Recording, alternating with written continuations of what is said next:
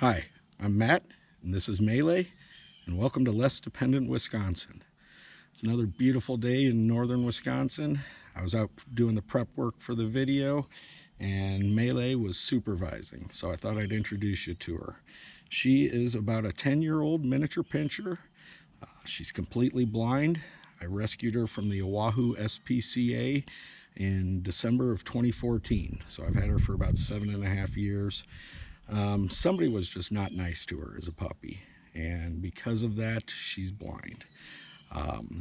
But she is just an 8-pound ball of love. She always just wants to be close and involved. And like I said, I was out doing the prep work for the video, and she was supervising. So anyways, what we're going to do today is we're going to plant potatoes. We're going to plant potatoes 2 different ways. We're going to do it the traditional method in the ground and then hilling it up as the potato grows. And then we're also going to do it in a 5-gallon bucket. So that's something that anybody can do. We're going to go in, take a look at the whiteboard. I'm going to show you a few things on that, and then we'll come out, get things planted.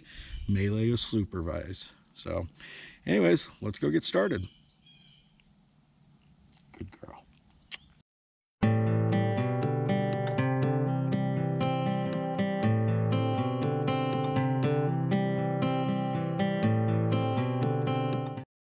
Okay, so this is what we're going to be doing today. I've drawn it all the way out, but I'll explain all the steps.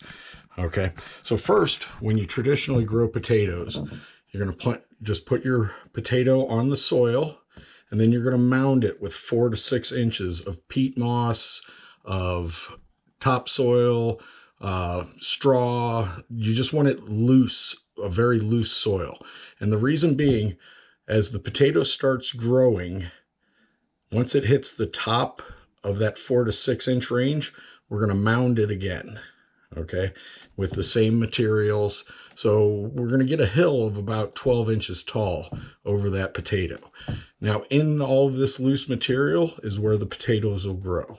And if the soil's too compact, they won't expand very well. So that's why you want to make sure it's loose and well drained. You don't want your potatoes rotting in there. The same principle goes with the 5-gallon bucket, okay? What we're going to do, a 5-gallon bucket is 14.5 inches tall. The bottom 3 inches, we're just going to put soil and some straw in there for drainage. We're going to plant 2 potatoes, and then we're going to fill that with 5 inches of soil, straw, wood chips, and quail manure, okay? And same thing, once that potato has grown through that layer, we're going to add another layer so that we've only got about 1 inch of room at the top of the bucket, okay? And then the potato will keep growing. It'll shoot leaves out of the top. And then in all of this area that we filled in is where the potatoes will grow, okay? Number 1, make sure you drill 12 holes in the bottom of your 5-gallon bucket for drainage. And that's basically it. Okay, once the leaves start dying at the top of the potato plant towards the end of the summer, you start seeing seedlings. That's when we're going to dump out the bucket and pull up the rows of potatoes and see how we do. Okay, so we're going to go outside and get started. Okay, so this is the area that we're going to be doing all the work in. Obviously, the 5-gallon buckets will be on the left side. The natural planting will be on the right side. Now, the reason I'm doing this with the 5-gallon buckets is because there's an electric line that goes from my inside panel in my house out to the garage. It's what feeds the garage. But here in northern Wisconsin, back in the day, they did not put any kind of conduit or anything like that because of the ground shifting when it freezes. Okay, so not being sure where exactly the line runs, I'm relatively confident it runs along there, straight back through that gap in the concrete and then to the house. So we're going to leave that area undisturbed. Okay, I've got the ground dug up here for the in-ground planting, and these are the potatoes that we're going to be using. Now, if you cut your baby reds, or excuse me, your potatoes, this is just a baby red.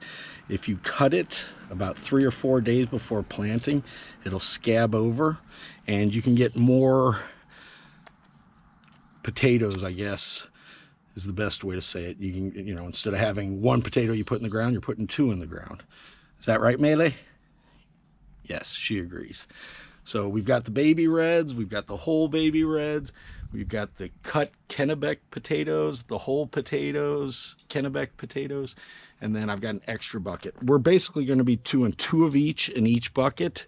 So 2 cut baby reds, 2 whole baby reds, 2 cut Kennebecs, and then we're going to mirror that on this side. So anyways, to get started, I've already got my dirt prepped in these buckets, about 3 inches in the bottom. Put 1 there, 1 there, just like that. And we'll repeat this for all the buckets. The same for the soil. Plant 1 there, plant 1 there. And this will give us and then I'll do all these. So I'll be back in just a second. Okay, so we got the potatoes in the ground.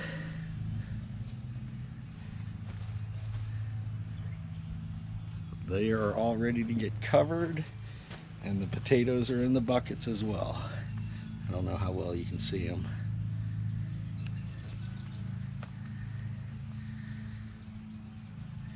Mele's pretty confident they look good. So, okay, so now what we're gonna do is we're gonna start the layering process. And we're just gonna go a little bit of dirt on top.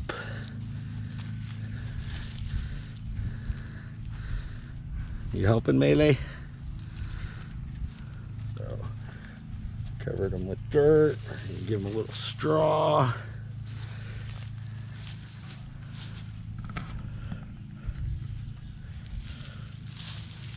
You're being such a big helper. A little more dirt. We just want it very loose for them to grow up in. And then some of our fresh fertilizer. I'll just sprinkle that across the top of there. A little more dirt, a little more straw.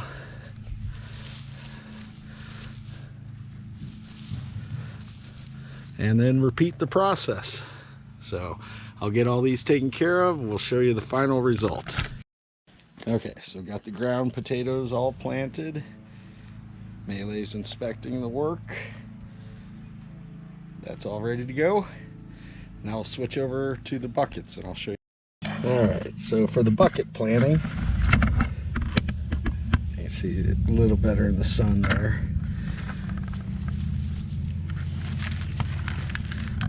Put in a few handfuls of dirt. See if we can just cover the potatoes.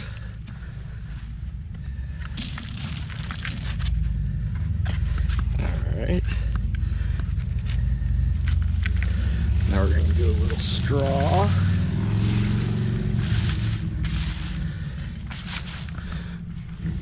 A little more dirt.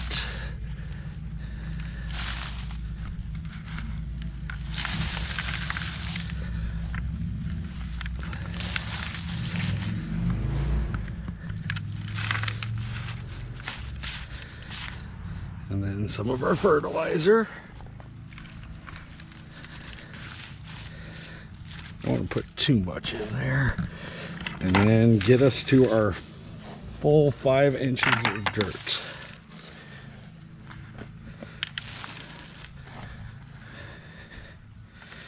It's hard doing this with one hand. Anyways, so I'm going to clean this up. I'm going to put a little more dirt on top. Make sure we're at our 5-inch mark. And I'll come back when I get. Okay, so I finished filling up the buckets, and as you can see, we got about 6 inches to mound up again once those tops come through. If you have any puddling water, you've packed everything too tight, or you didn't drill holes in the bottoms of your buckets. Okay, but these are all looking good. And then I did put some straw on top of the potatoes over here, just so I wouldn't lose any dirt from water splashing up. And then when they do poke through, that's just going to be the first layer of the new mound. So I'll have to bring in some topsoil to get that ready. But I'm interested to see, how they do side by side. I'm betting that you'll get better results out of the ones you do in the ground. But I don't know why I can't be pleasantly surprised with the ones in the buckets.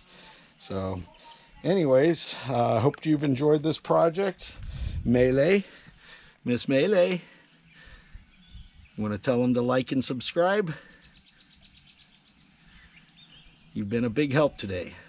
So it's always fun to bring your kids to work. So anyways, hope you enjoyed this video. Focus on being less dependent. We'll see you soon.